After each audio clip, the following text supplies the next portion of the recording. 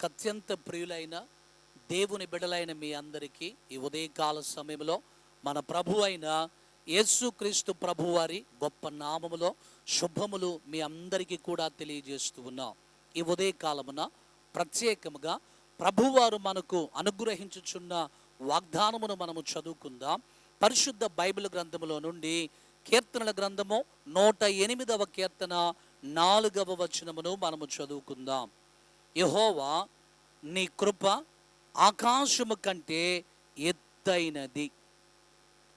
భక్తుడైనటువంటి దావీదు ఈ 108వ కీర్తన వ్రాస్తూ దేవుని యొక్క కృపను గురించి వర్ణిస్తూ ఉన్నా.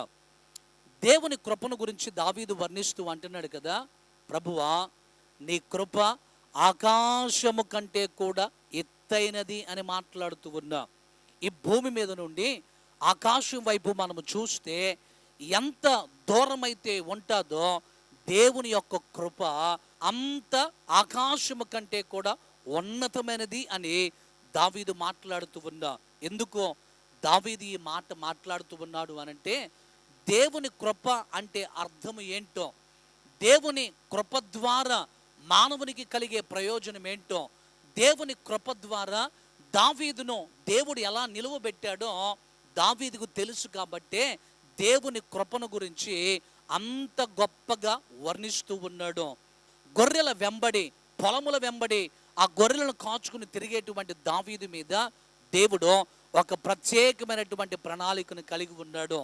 దేవుడు ఇశ్రాయేలీయులకు మొట్టమొదటిగా సౌలును రాజుగా ఎన్నుకున్నాడు. అయితే సౌలు తర్వాత దేవుడు దావీదుని రాజుగా ఎన్నుకోవాలి అని అనుకొని సమూయేలును దావీదు ఇంటికి పంపించినప్పుడు దావీదు ఒక్కడే లేడు, దావీదు అన్నదమ్ములందరూ కూడా ఉన్నారు. ఇప్పుడు ప్రభువు సమూయేలుతో మాట్లాడుతూ అంటాడు కదా, సమూయేలు యెషయా కుమారులందరిని కూడా పిలిపించు, నేను కోరుకున్న వ్యక్తిని నీకు చూపిస్తాను అని అన్నప్పుడు దావీదు యొక్క అన్నదమ్ములందరూ కూడా సమూయేలు ఎదుటికి వస్తూ ఉన్నప్పుడు సమూయేలు అనుకుంటున్నాడు కదా, వారికున్న బాహ్య స్వరూపాన్ని చూసి ఇతనేనేమో ప్రభువారు కోరుకుంటూ ఉన్నది, ఇతనేనేమో ప్రభువారు రాజుగా ఉండటానికి ఏర్పాటు చేసుకుంటుంది అని దావీదు యొక్క అన్నలందరిని చూసి ఇప్పుడు సమూయేలు ఆలోచన చేస్తూ ఉన్నప్పుడు అందరూ వచ్చిన తర్వాత ఇప్పుడు దావీదు ఒక్కడే మిగిలిపోయాడు.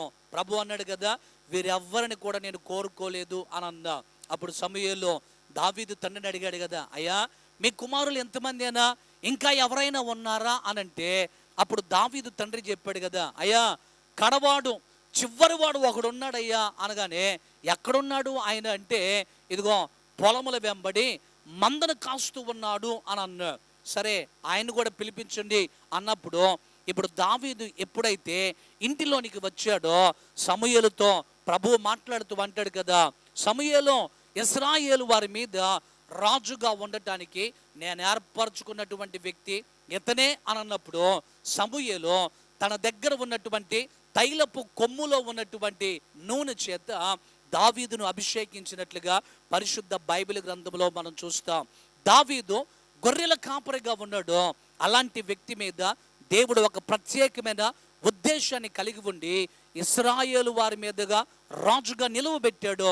దేవుని యొక్క కృప ఎంత ఉన్నతమైనదో, దేవుని యొక్క కృప ఎంత విలువైనటువంటిదో దావీదుకు తెలుసు. కాబట్టి ఇప్పుడు దావీదు అంటున్నాడు, ప్రభువా నీ కృప ఆకాశము కంటే కూడా ఎత్తైనది అని.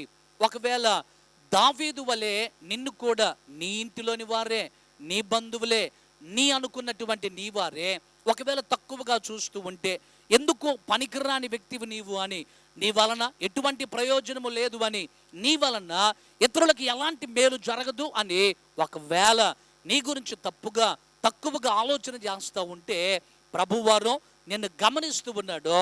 ఆయన కృప నీకు తోడుగా ఉంచి ఎక్కడైతే నీవు ఎందుకు పనికిరావు అని అనుకుంటావో, ఎక్కడైతే నీ వలన ఎందుకు ఉపయోగం లేదు అని నీవు ఆలోచన చేస్తూ ఉంటావో, అలాంటి వారి మధ్యలోనే ప్రభువారు నిన్ను నిలువబెట్టి తన శ్రేష్టమైనటువంటి కృప చేత నిన్ను బలపరచి నిన్ను ఉన్నతమైన స్థానంలో కూర్చుండబెట్టి నిన్ను ఆశీర్వదించి అనేక మందికి ఆశీర్వాదకరముగా దీవెనకరముగా మార్చుతాడు. కనుక ప్రభువారు తన ఆకాశమంత ఉన్నతమైనటువంటి కృప చేత ఈ రోజున నిన్ను నింపి తన శ్రేష్టమైనటువంటి దీవెనలో నీ మీద కృమ్మరించి ప్రభువారు తన ఉన్నతమైనటువంటి కృప చేత నిన్ను నిలువబెట్టునుగాక.